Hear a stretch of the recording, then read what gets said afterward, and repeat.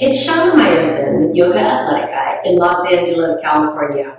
Forgive me, I'm in the middle of a massive construction project. My whole home is in disarray. Luckily, my studio is just in a state of minor disarray. Regardless, today we're going to talk about how to drop from your urdhva dhanurasana, your upward bow, into chakra bandhasana.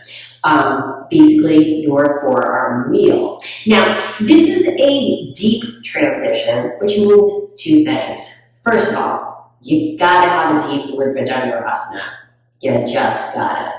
If you need help with that, I do have my 31 one-minute drills to take you into a deeper urdhva dhanurasana. I'll go ahead and link the playlist so that you can work on that. Second of all, never, as in ever, go into these deep back bends before you are properly warmed up.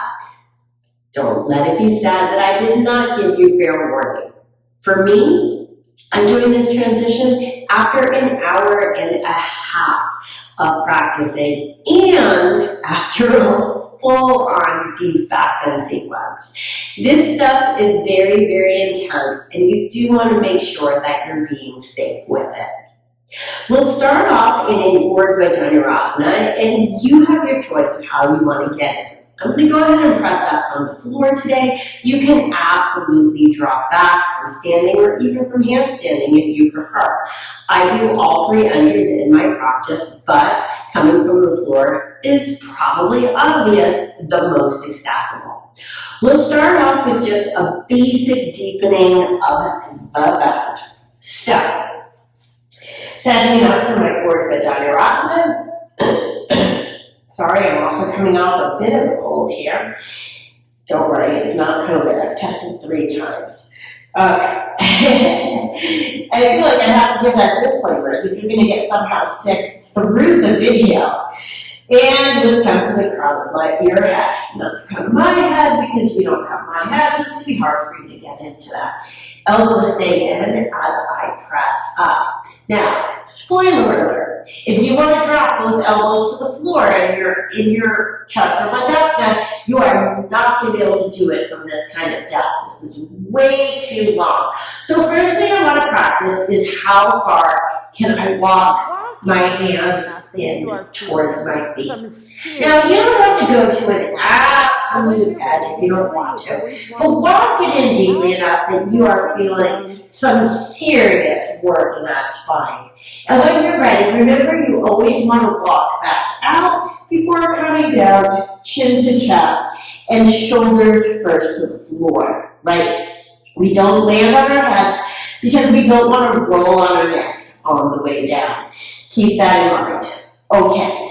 Once you've got that, you want to complement the hands walking in with your feet walking in. This is a double whammy. We're going to take this from both ends, so to speak.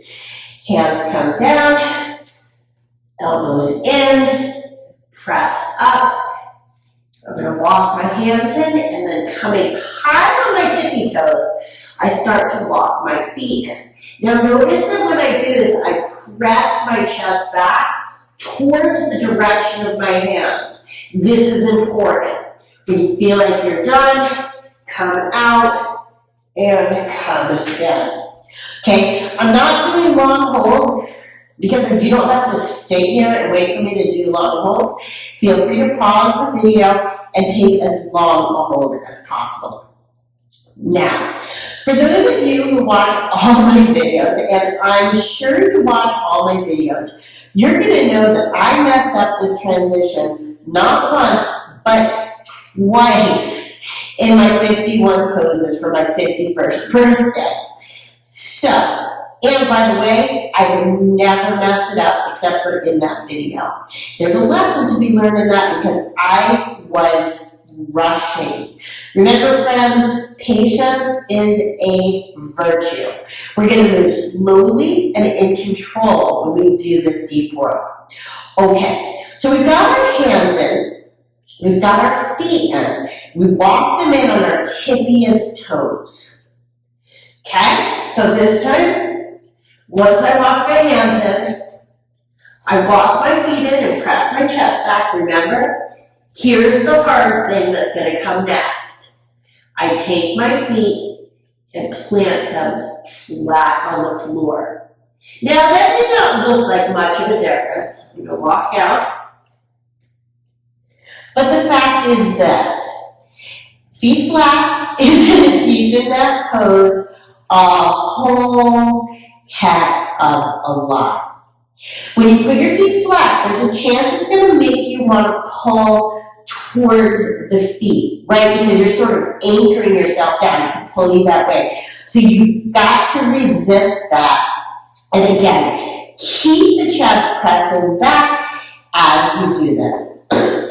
Now, as we make the transition, it's going to be very, very important that you look forward. Like, look so far forward as if you're trying to see your feet. And if you have a nice deep bend, you may actually even see your feet. You'll understand why later, or if you watch my 51 poses, you already know why. So I press up, walk my hands in. You see my heels are already up because it's going to give me more play. I walk my feet in, place my feet flat, chest back, and I look forward as if I'm trying to see my feet. Now at this point, I'm getting a whole heck of a lot of depth in my upper back. I walk out and pull in. Remember, friends, all backbends are meant to take place in your thoracic spine, right? The part of your spine that's connected to your rib cage. Why? Because it's the tightest part of your back.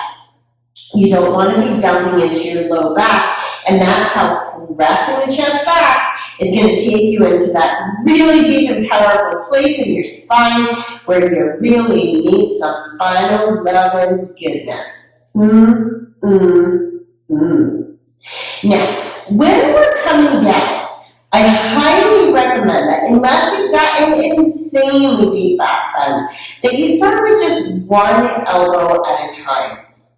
And in fact, I'm not even going to do a drop per se. I'm just going to get used to coming to my forearms without smashing my face into the floor. And so, crown of head, press up. I walk in my hands. I walk in my feet. I look forward. Feet come flat. And I'm just going to walk one hand in. I actually had to come up onto the ball of my foot for that one and walk the other hand in. And there is my chakra bandhasana. Now you can see my head is way off the floor here because I'm deep into my spine, and look how far I'm looking forward. What happens if I drop my head and I don't look forward? My head is on the floor. Now that being said, when you're ready to come out, it is head to the floor, hands out, press up, urdhva, chin to chest, to come down, okay? That is my safe exit from chakra bandhasana. I have seen some pretty raunchy things, and I'm surprised that some of these people are not paralyzed by the way that they come out. Now, if you have the shoulder opening to just flip it over, go for that. That's super awesome. But if you're coming down, you want to come out by walking out, coming into your urdhva dhanurasana, and then coming down. Now, let's take one step back for a moment. Imagine that you have like a medium urdhva dhanurasana, and you just want to play with the transition, but maybe two arms at the same time, which we haven't done yet, is not yet in your wheelhouse. Yeah? See what I did there? Wheelhouse. So here's what you can do. Same thing I just said. We come up. Let's go into sort of a longer urdhva dhanurasana, and I sort of bend one elbow to take one hand in and take that forearm down, pressing into that forearm. My other arm comes in. I'm not in a super deep bend, but I can still work the same stuff. And notice how I push my chest back as I gaze forward on that one. Of course, if I wish, I can walk my feet in and press them down. To come out, feet walk out, lightly on the crown of the head, press up, chin to chest, and down. Okay, so that is your fine and fabulous warm-up drill. Now, how do we actually drop both elbows simultaneously to the floor? It's a little bit challenging, and it's going to require A, chest pressing way back, B, looking so far forward so you don't land on your face.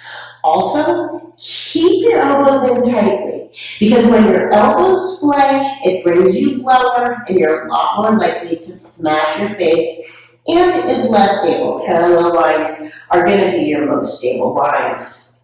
So, coming to the crown of my head and pressing up, I walk my hands in, I walk my feet in.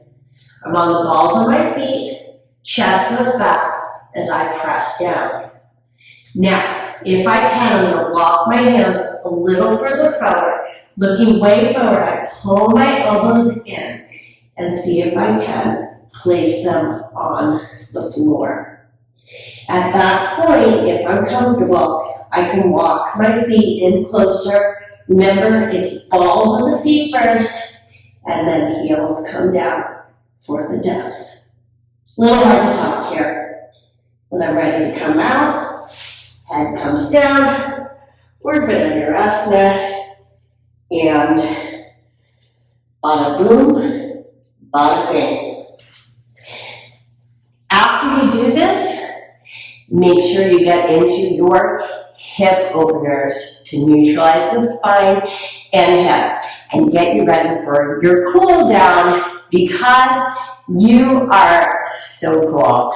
Own that awesome. This is Shana Meyerson with YOGAthletica in Los Angeles, California, wishing you an awesome day. Congratulations if you got this one into your wheelhouse. Namaste.